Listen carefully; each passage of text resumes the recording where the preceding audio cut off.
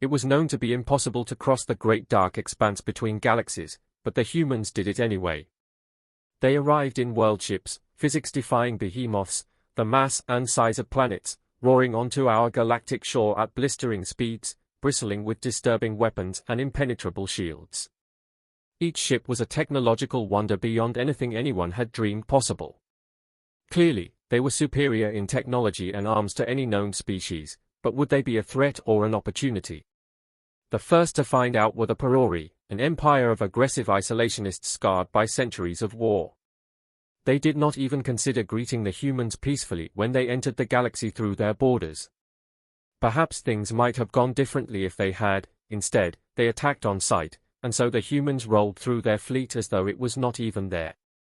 Thousands of ships were vaporized instantly. They didn't even slow down. The humans sent out a message. What had happened to the Perori was unfortunate, but they had been attacked. They came in peace and were here to save the galaxy. Submit peacefully, they pleaded, and you will come to no harm. In the name of the greater good, we will set you truly free. The galactic community at this time was a complex web of alliances dominated by warring factions of ancient enemies in an era of constant war and strife, in which slavery and genocide were common and struggle and sacrifice were mundane. None were open to trusting the humans, and so their pleas fell on deaf ears.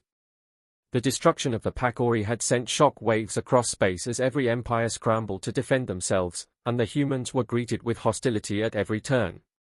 To their credit, they showed restraint. They begged and pleaded with every empire to submit peacefully, but after millennia of war, none could swallow their pride in the face of a fight. Soon, their reputation preceded them, and the word, human, became synonymous with death and destruction. Their titanic worldships had no choice but to descend upon the galaxy like a plague, seemingly impervious to all weapons. It did not take long for every major home world to have a human worldship looming in its orbit like a loaded gun. They promised they were bringing salvation, security, progress, and plenty, but the reality was that within a year, every living being in the galaxy had been forced into servitude. Propaganda flooded all comms, preaching about the greater good. Every being had a part to play if they were to be saved, though from what the humans never said. It was a time of great change, technology so advanced as to seem occult became commonplace. An intergalactic network was created, allowing for instantaneous transfer of information across impossible distances. A standard currency was introduced, and species were forced to coexist and cooperate with each other as they never had before. Despite all this, they were not benevolent masters. Productivity ruled above all. Beings grew old and died working the same job they were assigned at adulthood. The wondrous technology was used only to strip mine planets of their resources and further the material gain of the humans. The galaxy was converted into an advanced and convoluted chain of production in which every non-human was a tiny, insignificant cog. None knew their purpose in the machine. There was no choice, no freedom. They painted themselves as saviors, but after all flowery speeches about shared destiny, unity, and the common good fell on deaf ears when you spend every hour working your fingers to the bone in a dark mine. They had a saying, an iron fist in a velvet glove. This described their attitude. They were not above treating their slaves with smiles and kind words, but if a planet didn't meet its quota, they would introduce production initiatives to improve things. The velvet was removed to reveal the iron, the teeth behind the smile grew pointed, and the kind words turned hard. If you treat beings as tools, it is inevitable that they will rise against you. It was very early on when the Alii rebelled. They saw themselves as honorable warriors and could not tolerate the idea of being trodden beneath the heel of the humans, never mind the fact that they had been employing slaves for millennia.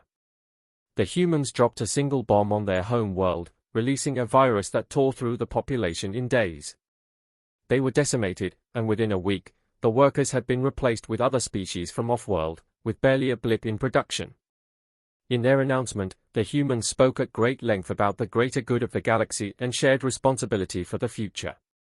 You think us monsters, it said, but we are nothing compared to what we are trying to save you from. Most assumed it was a facade invented to lend plausibility to their heinous crimes. It was shamefully dishonorable but effective in its messaging. The will of the galaxy was broken, and none rebelled after that. Fewer than 100 cycles passed like this. The downtrodden masses lived and died in servitude until one day the order was given to cease production. For the first time since their arrival, the galaxy once again ground to a halt. The day the humans had been preparing the galaxy for had finally come. Another extragalactic visitor had been detected, arriving from the same direction they had so long ago. It was far sooner than they'd expected, they said. With only a cycle left before their arrival, the screen changed, and the beings watching the announcement were united in collective horror. Ships, millions upon millions of them, some many hundreds of times the size of the human world ship, were barreling through space towards the galaxy. Seamy and grey, rigged with spikes and oozing ichor, they appeared shaped from living flesh. The humans referred to them as the Pursuers, a race of ravenous, mindless monsters twisted and malformed, endlessly hungry. The greater good had been real all along. They had been fighting them across the universe for millennia, trying in vain to eradicate them once and for all in a series of desperate last stands. They had arrived in the galaxy ahead of them to unite and guide the species there to victory. For the Pursuers, the only goal was to consume until the complete and utter decimation of all life in every previous galaxy they had visited. Telling the populace about the Pursuers had caused such widespread panic that informing them only served to seal them to their fate, ruining their chances at survival. The galaxy's only hope was to bend to the human rule, to organize and prepare, entrench itself, and fight until the bitter end. Immediately after the announcement, the humans finally revealed what they had been producing with a century of slave labor. Towering humans in powered exoskeletons arrived on every planet with vast caches of weapons, armor, and vehicles. Entire populaces were transported off-world to be trained in space combat. Every being in the galaxy old enough to fight was to be trained, armed, and sent into battle against the enemy. The humans were not truly the dictators they had been believed to be. The perceived lies about the greater good had all been genuine, they only regretted that they had not been honest about the Pursuers sooner to give them more time to prepare.